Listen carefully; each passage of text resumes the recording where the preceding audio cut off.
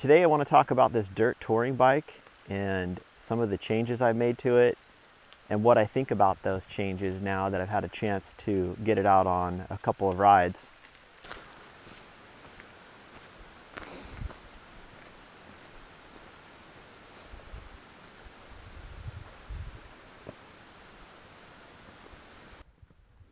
Discussion, upgrading, and while I made some changes to this.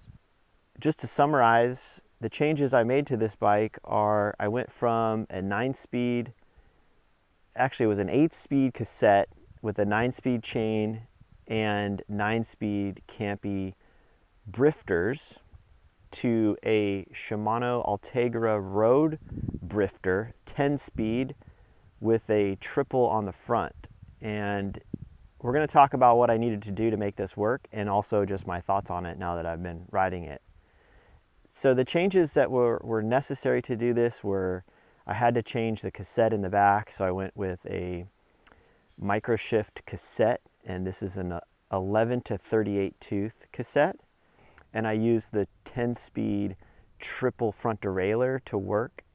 But I have this 8-speed mountain bike crankset on here, and so in order to make the shift spacing correct, I had to change the orientation of the chain rings. And there's ways to do this. There are different ways to do this, but the way I did it was to just take the chain ring and flip it around. And that works because there's a little recessed groove under each of the spider spacers that will allow you to change the width of the spacing between the chain rings slightly. So that's what I had to do. Do I actually like it though? I guess that's a good question. I do like it.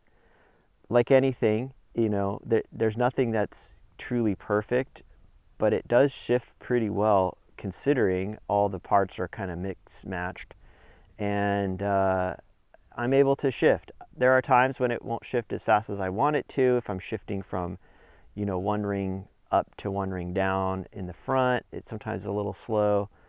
I think that's just depends on your cadence sometimes. But overall, I think for a touring bike where you're not needing to shift fast and aggressively to try to keep up with the group, then it's fine. What will it be used for? Well, I've got a couple rides planned for it coming up. And I think the main thing is that this bike serves my off-road touring the best, where that is to go out on really long rides, not on super technical terrain, but just a lot of fire roads, gravel roads, you know, a little bit of single track, but nothing really rocky or technical. I'd like to stay away from that stuff on this bike, but I do like a lot of routes. I would say a couple good example routes would be Oregon Outback, Oregon Cascades 400, the Volcanic Arc 400. It's more of a gravel road route. Those are Oregon rides.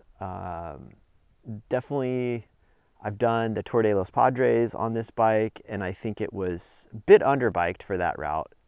But that route changes year to year, so you know, some years it might actually make sense to ride this one. Other years, because of its technicality and the rocky trails that are often found down in the Los Padres, then maybe this is a bit underbiking, and having something with more suspension or disc brakes or something would probably be a better choice.